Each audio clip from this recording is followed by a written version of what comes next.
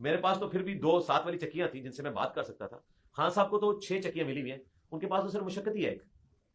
और उस बेचारे का भी क्या लेवल होगा, वो ज़ाहिर है खाना पकाने वाला है। मेरे साथ तो एक प्रोफेसर था लिटरेचर का, दूसरी तरफ एक बिशप था। हमारे पास इंटरेस्ट की चीजें थी, हम कभी इंजील को डिस्कस कर लेते थे, कभी नीट्शे को डिस्कस कर लेते थे, कभी कार्ल मार्क्स को डिस्कस कर लेते थे क्योंकि वो लिटरेचर के बंदे थे, कभी कुरान डिस्कस हो जाता था। एक इंटेलेक्चुअल गुफ्तगू होती थी, घंटों होती थी। तो हम एक दूसरे के साथ अपने थॉट्स को शेयर करते थे, तो एक बोलने का मौका मिल जाता था।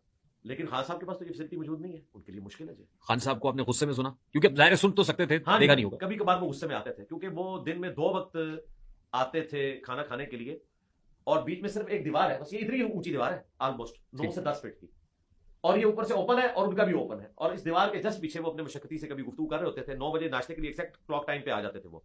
मुझे इसलिए पता चला कि मैं उस वक्त वॉक कर रहा होता था, मैं नाश्ता कर लेता था फजर के बाद, वो नाश्ता करते थे 9 बजे, और मैं उसके बाद फिर वॉक करता रहता था। जाहिर है इसलिए तो मैंने अपना वजन जो है 88 किलो से 68 किलो कर लिया, डाइट भी कंट्रोल की, 20 किलो कम हुआ है। 20 किलो कम किया। लेकिन घर आके 20 दिनों में दोबारा से तकरीबन मैंने 6 7 किलो गेन कर लिया। नहीं, वो जेल की मुर्गियां आपको मैसर नहीं थी?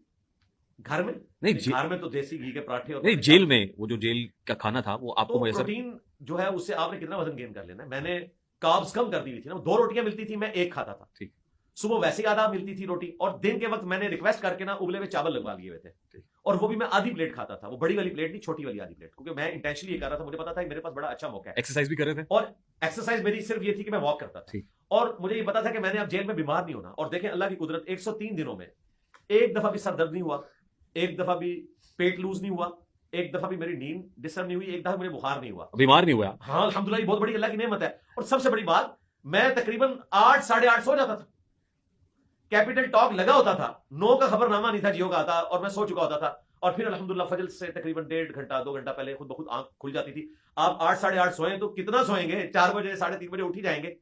और फिर मैं रिपीट टेलीकास्ट में शाहजेब का प्रोग्राम देखता था सुबह 7 से 8। बट इवन देन अली भाई, जेल इज अ जेल, जाहिर है उसमें बहुत मैं आपको फजाइल नहीं सुना रहा, नहीं, लोगों के इश्यूज भी है ना। आपने अगर जेल गुजारनी है ना